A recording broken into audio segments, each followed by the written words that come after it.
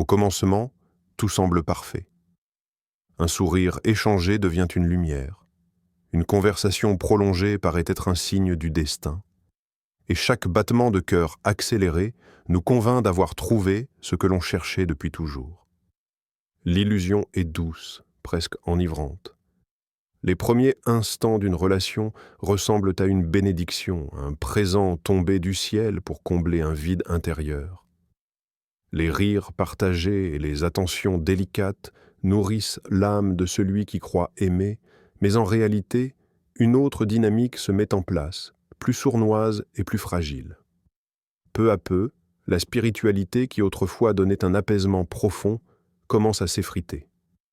La prière, jadis source de sérénité, perd sa saveur. Le cœur, qui goûtait à la paix dans l'invocation, s'alourdit désormais d'inquiétudes et de doutes. On ne prie plus pour Allah, mais avec dans l'esprit l'obsession de l'autre. La paix intérieure se transforme en agitation silencieuse. Derrière les apparences de l'amour se cache en réalité une dépendance invisible qui emprisonne. Cette dépendance s'installe de manière subtile. On s'accroche à un simple message comme si c'était une corde de survie, à un geste tendre comme si c'était une promesse éternelle. On attend, on espère, on tremble, et tout notre équilibre repose sur la constance ou l'absence de l'autre. Alors, ce qui aurait dû être un échange sincère devient une addiction. L'être humain s'y enchaîne, perdant sa liberté émotionnelle et spirituelle. Le danger est grand, car cette illusion détourne de la vraie reliance, celle qui relie l'âme à son Créateur. Au lieu de trouver refuge en Allah, on le cherche dans une présence humaine limitée, faillible et parfois instable. Or, tout attachement qui supplante la place de Dieu dans le cœur devient un poison lent qui ronge la foi et assombrit la tranquillité intérieure. Le Coran nous rappelle cette vérité profonde. Et parmi les gens, il en est qui prennent, en dehors d'Allah, des égaux à lui, en les aimant comme on aime Allah. Or, les croyants sont plus ardents dans l'amour d'Allah. Sourate Al-Baqarah 265. C'est ainsi que l'amour, lorsqu'il se transforme en dépendance, devient une prison invisible, une chaîne qui éloigne de l'essence même de la liberté, l'attachement sincère à Allah.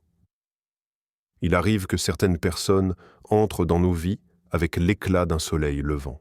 Leur présence semble embellir chaque instant, leur voix apaise et leur attention donne l'impression d'avoir enfin trouvé un port sûr. Mais la vérité, souvent invisible dans les premiers instants, finit par se dévoiler. Ces relations ne sont pas toujours des bénédictions, mais parfois des épreuves déguisées.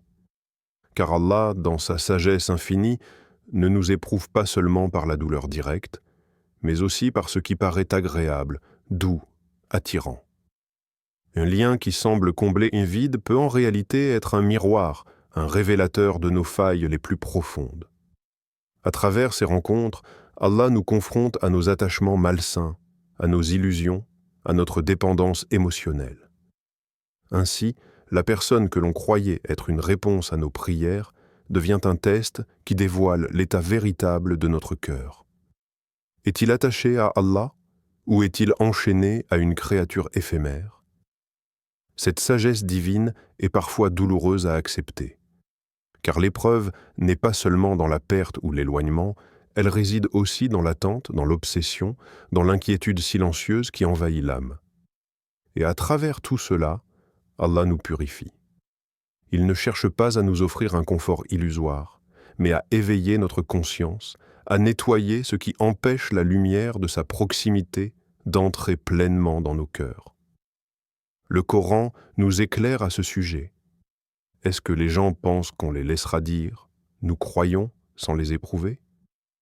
Nous avons certes éprouvé ceux qui ont vécu avant eux. Ainsi, Allah connaîtra ceux qui disent la vérité et ceux qui mentent. Sourate Al-Ankabut 29, 2-3.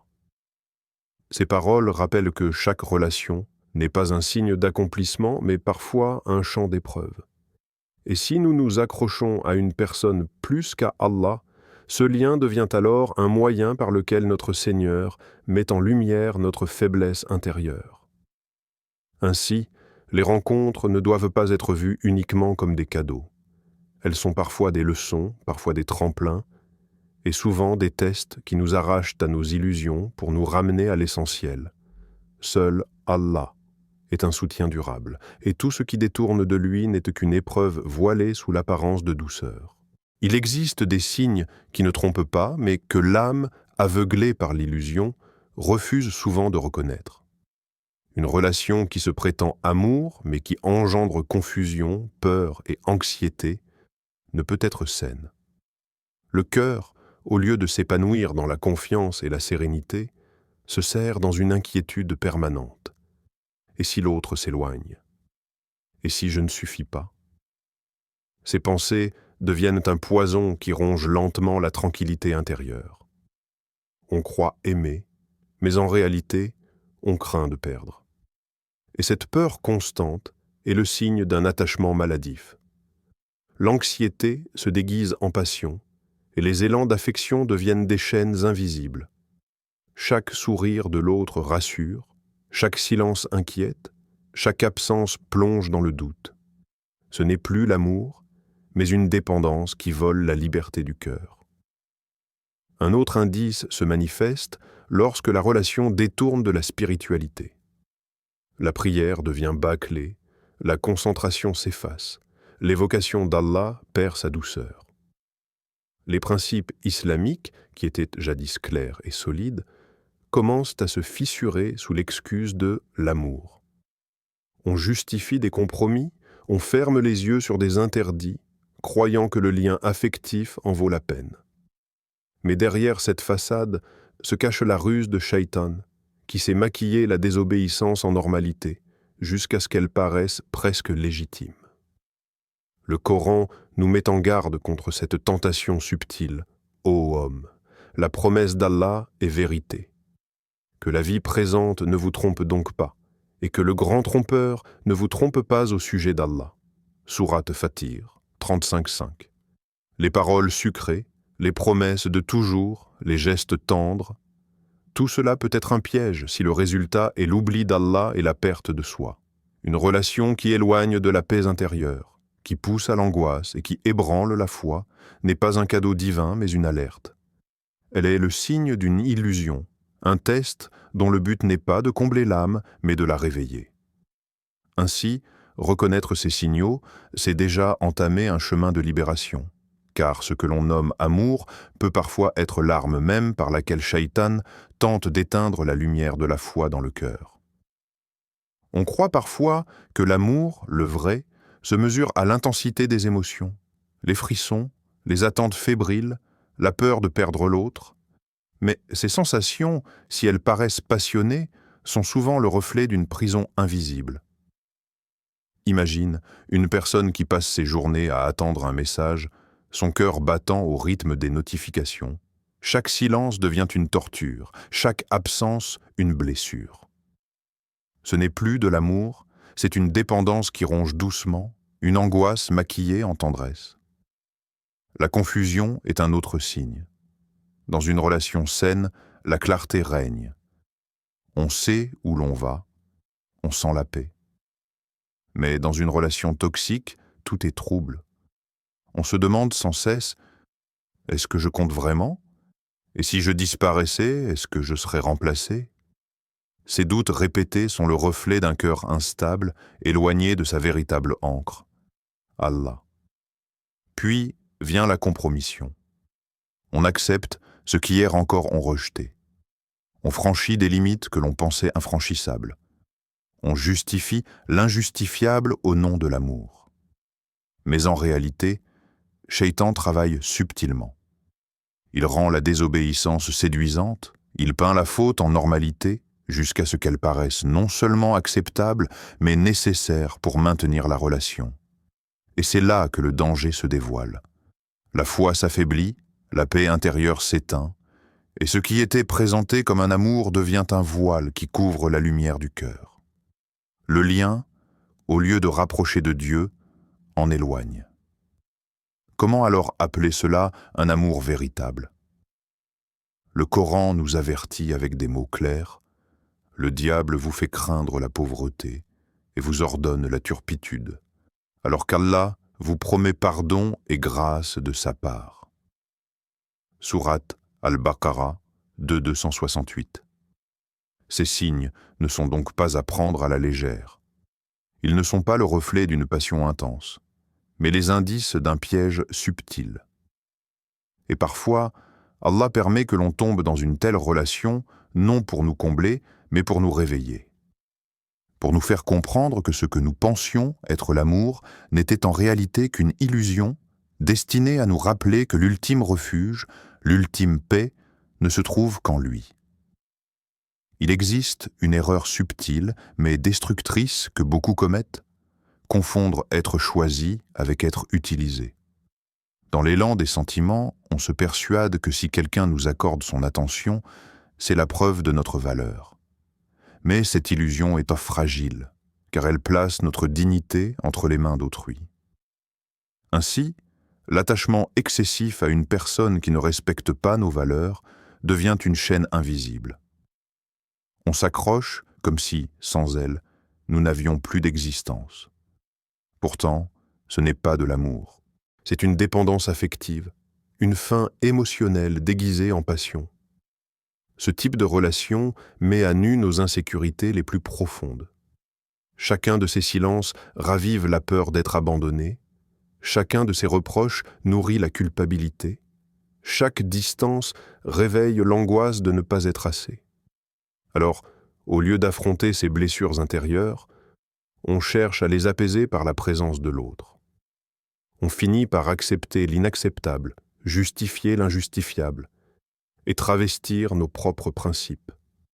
C'est ainsi que l'on sacrifie peu à peu notre essence, croyant sauver une relation qui en réalité nous consume. Or, Allah n'expose jamais nos fragilités sans une sagesse. Ces relations, aussi douloureuses soient-elles, ne sont pas seulement des épreuves, elles sont des miroirs. Elles reflètent ce que nous refusons de voir en nous-mêmes, elles révèlent nos vides intérieurs, elles mettent en lumière les blessures que nous tentions de dissimuler. Et dans cette vérité brutale, Allah nous rappelle que la véritable plénitude n'est pas dans la dépendance à un être humain limité, mais dans la reliance totale à lui, l'unique qui ne déçoit jamais. Le Coran exprime cette réalité avec force.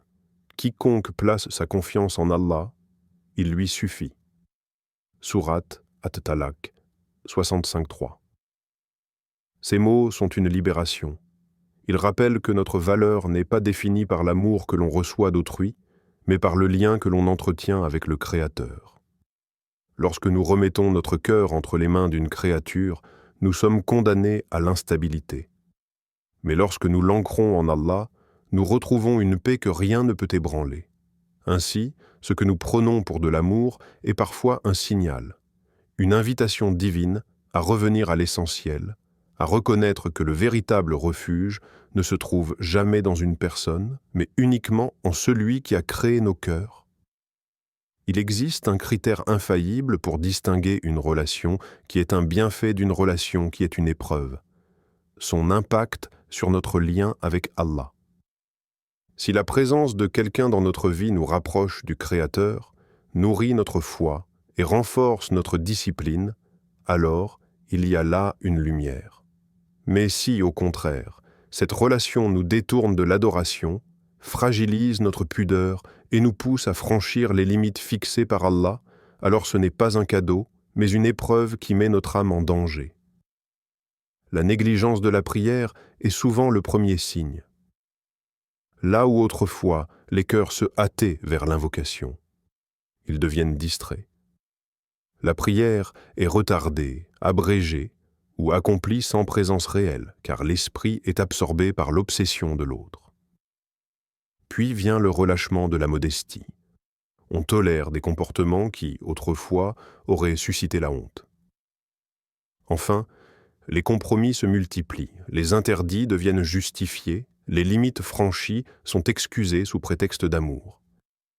Mais l'amour véritable n'exige jamais la trahison de sa foi. Ces relations commencent souvent innocemment, avec des paroles douces et des gestes apparemment inoffensifs. Pourtant, leur finalité se révèle tôt ou tard. L'éloignement d'Allah et l'affaiblissement du lien sacré qui unit la créature à son Créateur. Shaitan sait se dissimuler derrière l'apparence de la tendresse. Il peint la désobéissance en normalité, jusqu'à ce qu'elle paraisse non seulement acceptable, mais belle. Le Coran nous met en garde avec force. « Ô vous qui avez cru, que vos biens et vos enfants ne vous distraient pas du rappel d'Allah, et quiconque fait cela, alors ceux-là sont les perdants. » Sourate Al-Munafiqun, 63-9. Ce verset ne parle pas seulement des biens et des enfants, mais de toute distraction qui prend la place de Dieu dans nos cœurs. Lorsque l'amour d'une personne conduit à négliger l'adoration, à abîmer la pudeur et à briser les principes islamiques, ce n'est pas de l'amour, mais une chaîne qui nous éloigne de la lumière. Ainsi, il faut se rappeler que l'amour authentique ne détruit jamais la foi. Au contraire, il la renforce, il pousse à la piété, il élève la dignité. Toute relation qui affaiblit notre lien à Allah n'est pas un chemin vers le bonheur, mais une épreuve qui appelle au réveil. Beaucoup voient l'essai et le départ d'une personne comme une déchirure, une perte insurmontable. Pourtant, pour celui qui choisit Allah avant toute chose, ce départ n'est pas une tragédie, mais une délivrance. Car lorsque l'on s'attache à une relation qui nous détourne de notre Seigneur, on s'enchaîne à une illusion. Et quand Allah décide d'arracher cette illusion de notre vie, c'est en réalité une protection déguisée. Ce n'est pas une punition, mais une libération. Il arrive que certaines relations ne soient envoyées que pour un temps. Elles ne sont pas faites pour durer, mais pour jouer le rôle de miroir. Elles révèlent nos faiblesses, exposent nos blessures, mettent en lumière nos dépendances, et lorsque l'on parvient, malgré la douleur, à choisir Allah plutôt que de s'accrocher à l'éphémère, on découvre que ce détachement est une victoire spirituelle. Ce qui disparaît n'était jamais destiné à rester. La fermeture d'une porte peut sembler brutale, mais elle est toujours pleine de sagesse. Allah ne prive jamais le croyant d'un bien pour le laisser dans le vide. Il enlève ce qui nuisait, il éloigne ce qui corrompait, il protège ce cœur qui aurait fini par se briser. Et dans ce processus de détachement, le croyant apprend une vérité essentielle. Le bonheur véritable n'est pas d'obtenir ce que l'on désire, mais de se soumettre à la volonté d'Allah avec confiance. Le Coran exprime cette sagesse en ces termes. Il se peut que vous détestiez une chose alors qu'elle est un bien pour vous, et il se peut que vous aimiez une chose alors qu'elle est mauvaise pour vous. C'est Allah qui sait, tandis que vous ne savez pas. Sourate Al-Baqarah 216. Ces mots sont un baume pour l'âme. Ils rappellent que ce que l'on croit être une perte est souvent une protection invisible, et que ce que l'on croyait essentiel à notre bonheur n'était en réalité qu'un voile qui obscurcissait notre foi. Ainsi, le détachement n'est pas un échec, mais une renaissance. C'est le moment où l'âme se libère des chaînes de l'éphémère pour retrouver la paix durable dans la reliance à Allah. Car lui seul est éternel, et lui seul mérite que nos cœurs s'y attachent sans crainte d'être déçus.